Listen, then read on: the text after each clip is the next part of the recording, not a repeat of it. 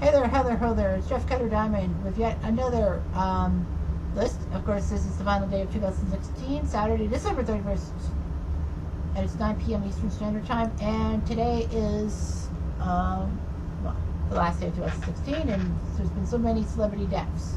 There are 30 massive celebrity deaths on the list. Now, to make this list, you had to have been famous, like I would know it. And this is my list. If you find celebrities who are not on this list, who you think are celebrities, and I don't, well, good on ya. So anyway, the rule of thumb is that there were some big-time celebrities who were on the sports thing. Well, it's a double. They were both on the sports and the celebrities. But because they were already on the sports, they are disqualified. So I came up with 30 non-sports. There were a few sports guys who didn't make the other list from Sports Encyclopedia. Alright.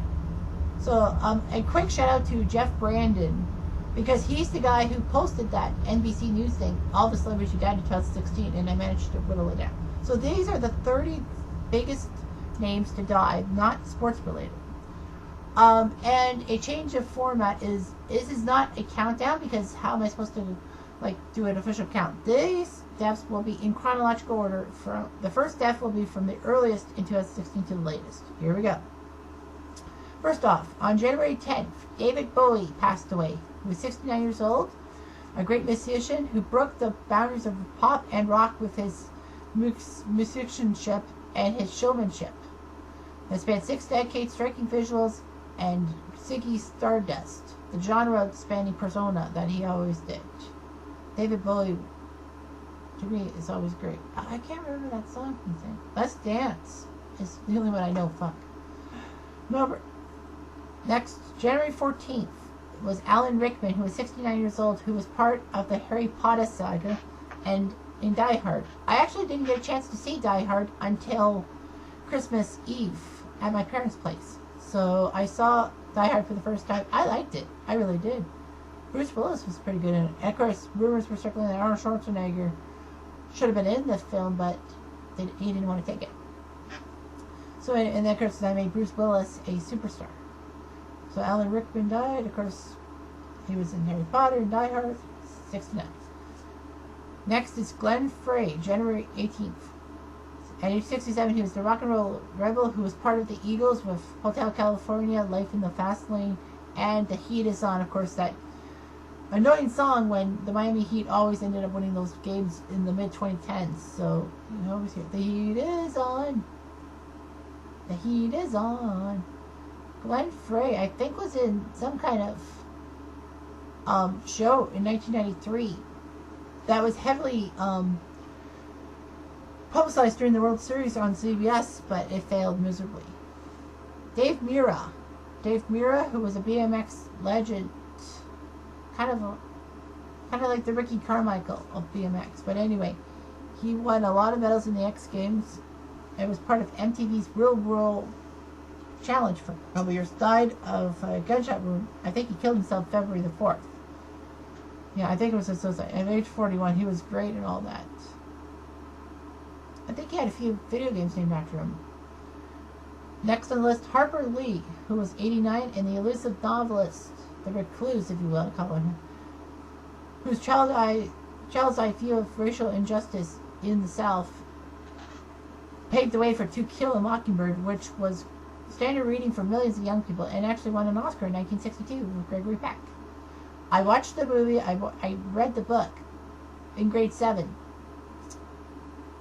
So anyway, yeah, her second book, which was actually supposed to be the first one, Seek Watchman or something, Night Watchman or something.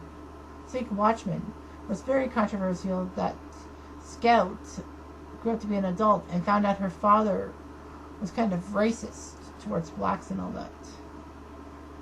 So yeah, I stayed away from that book. She died February 19th.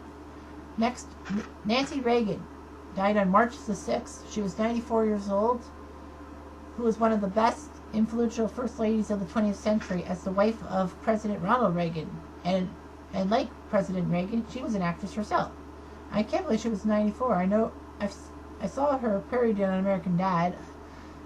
She made a big speech in 1988 before Game 1 of the World Series for the Just Say No Drugs thing. That's just amazing how she was still alive 12 years after President Reagan died. Number 7 is Frank Sinatra Jr., who was 72 years old, who tried to carry on his father's legacy with his own music career. And unfortunately, he couldn't do it. He always messed up it somehow. And of course, he actually made a few appearances on Family Guy, strange enough. And of course, I can't remember who it is, but never has anyone shit on his own parents' legacy like Frank Sinatra Jr. So anyway, he died March 16th at 72, so, yeah. Next is Rob Ford, the former mayor of Toronto. Now, this might be a little biased because I'm from Canada, so anyway. He was the former mayor of Toronto who had a great political career, but thanks to a drug-driven opportunity debacle and also like his use of drugs and all that, he was forced out of office. He had some kind of skin tumor, some kind of tumors in his body. He had a couple of operations and was doing fine, but then he had a relapse. And he died not drug relapse, health relapse. So he died March 22nd at the age of 46. Too young. Next is Patty Duke, who was thrust into the spotlight, not by the Patty Duke Show in the mid-60s. It was actually as an Oscar winner for playing Helen Keller in The Miracle Worker with Anne Bancroft, I believe. So anyway, she rose to stardom. She maintained a long career while battling personal demons like bipolarism and all that. So Patty Duke kind of came out, but not what we thought she would be. But anyway, she died March 29th. Next, number 10 on the list is Merle Haggard. I don't know him personally, but I know he's a big name. But anyway, he's a country giant who rose from poverty in prison to international fame through his songs about outlaws, underdogs, and national pride in hits such as Okie from Muskogee and Sailing Back Home. He died April 6th. Number 11, Doris Roberts, who was the meddling mother of Raymond and Robert and pesky mother-in-law to Deborah on Everybody Loves Raymond. She always favored him and all that. And of course, Deborah, played by Patricia Heaton, was always so angry that she's taking over Raymond's life and basically making sure that Ray liked his mother more than his wife and all that. Of course, Doris Roberts did have another movie career, but I always couldn't get past her mother-in-law and always trying to screw with the family dynamic, saying that it's my way or the highway. So anyway, she died April 17th. Next up was Chyna. Now, she wasn't in the sports one, but anyway. She was tall, muscle-bound, and had great popularity in the late 90s. First as Triple H's bodyguard in D-Generation X, but then she paved her way through a good women's career. She actually ended up being in the Royal Rumble one year, and then all of a sudden she won a couple of Intercontinental title stints. One because in the first one was because Jeff Jarrett had to drop it because he was leaving for WCW, and he hated Vince and all that. And of course Vince got mad at Jeff Jarrett later. But anyway, she was on reality TV, but she died on 4/20, which was weird. Next is Prince, who died the next day, April 21st. Prince is one of the most inventive and influential musicians of modern times, with hits like Little Red Corvette, Let's Go Crazy, and When Doves Cry. He was great with the E Street Band. No, that's Bruce Springsteen. Sheila E. That's who I'm thinking of. Prince died of a drug death in Minneapolis, and we all thought he was getting clean and all that, but man, that was huge for Minnesota. Just couldn't believe it. Number 14 is Morley Safer. I believe he's Canadian, but anyway, Morley Safer was the veteran 60 Minutes correspondent who exposed Vietnam's military atrocity and tried to get Americans to change the view of the war, saying we don't need to go to war over a country that isn't really going after the Americans. But of course, the U.S. thought that communism was going to seep in from Asia towards North America. They got panicky and all that. Morley Safer, along with Walter Cronkite, said that we got to pull out soon. And they did. 7 years later. But anyway, Morley Safer was a huge part of 60 Minutes.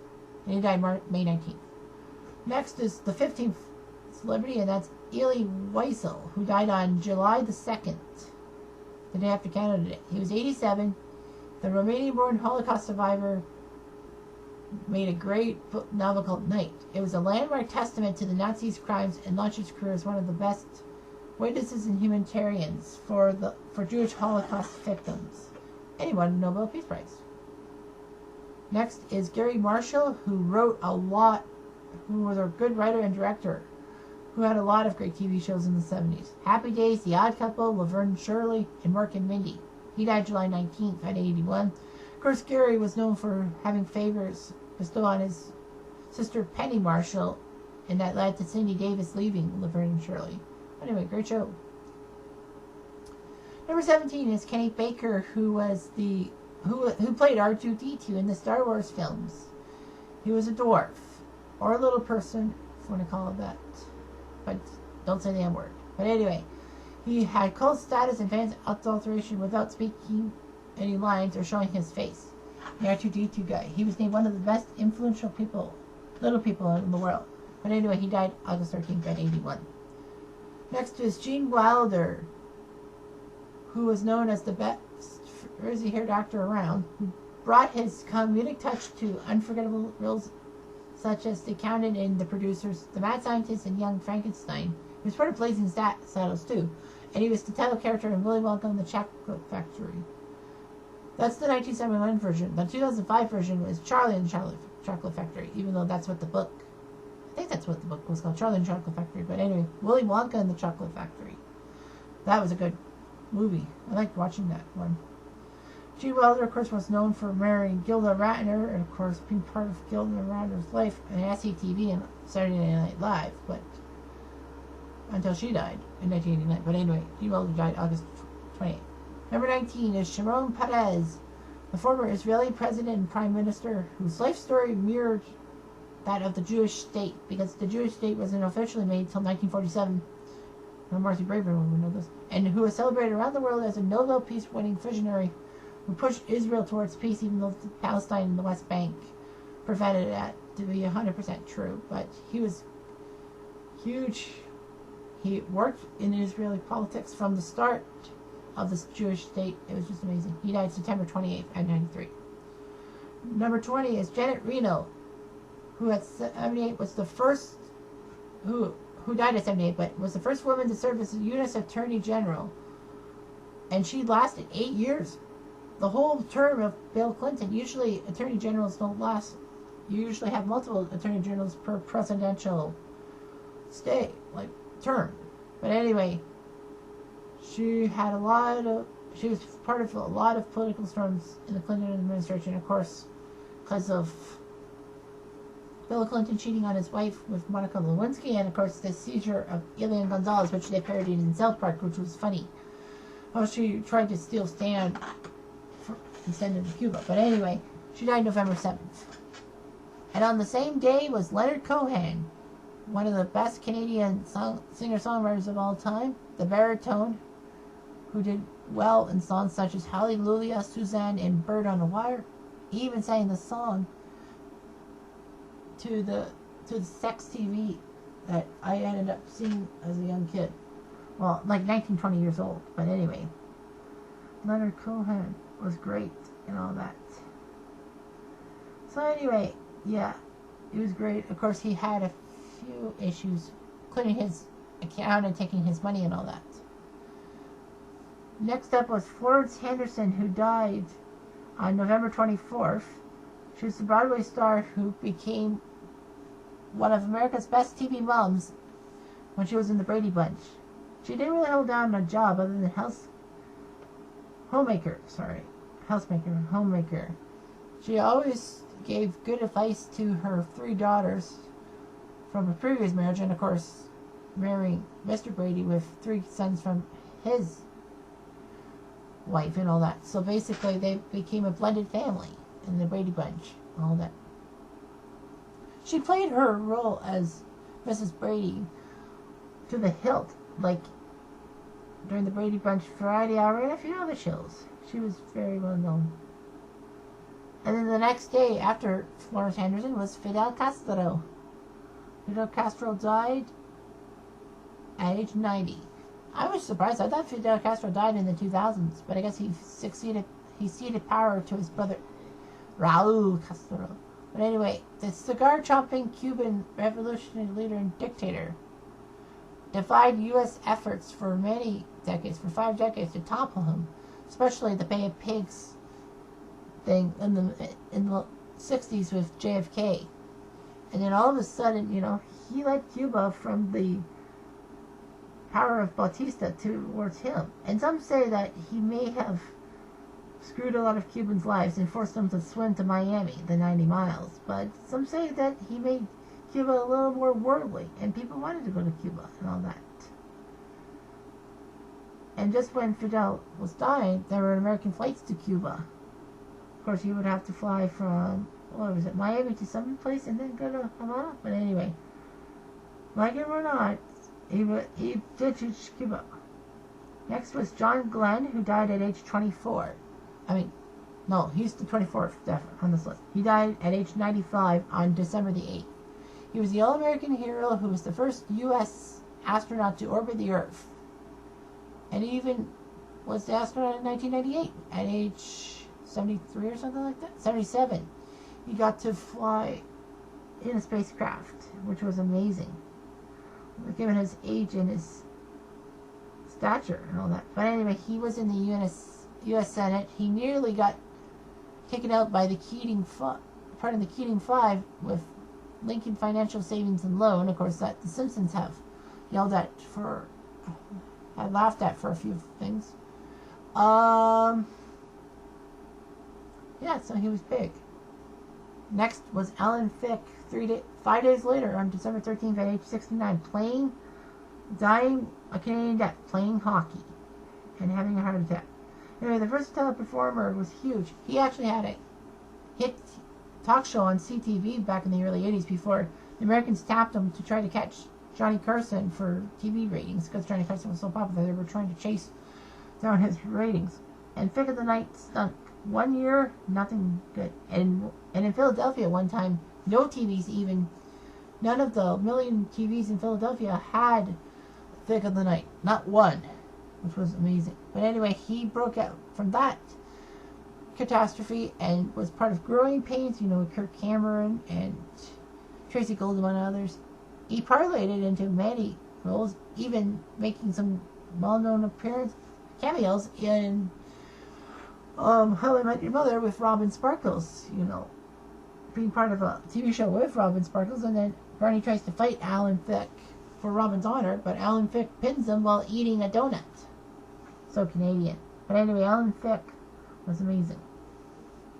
Next up was Craig Sager. 2 days later, he died at age 65, December 15th. He had cancer and all that. He was a long-time TNT sports broadcaster with a passion for colorful attire.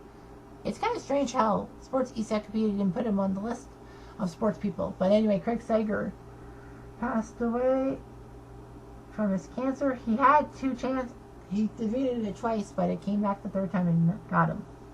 But anyway, Craig Sager was known for his colorful attire, saying he would wear no suit twice.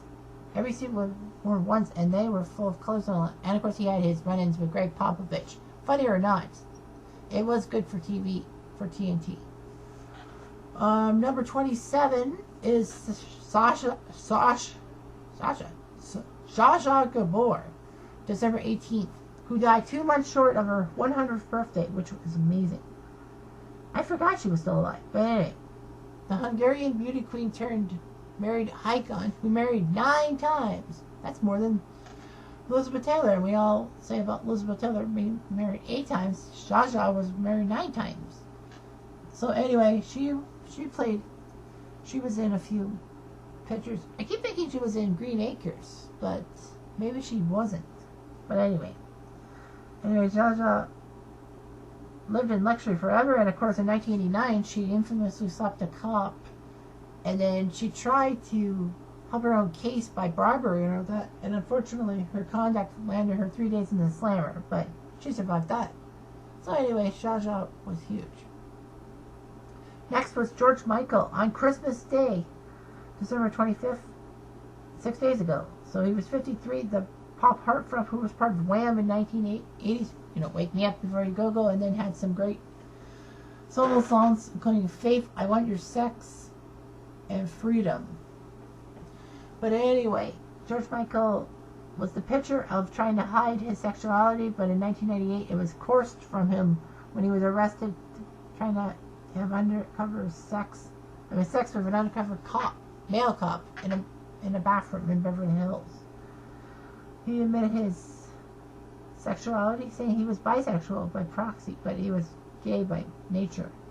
So anyway, he was big and all that.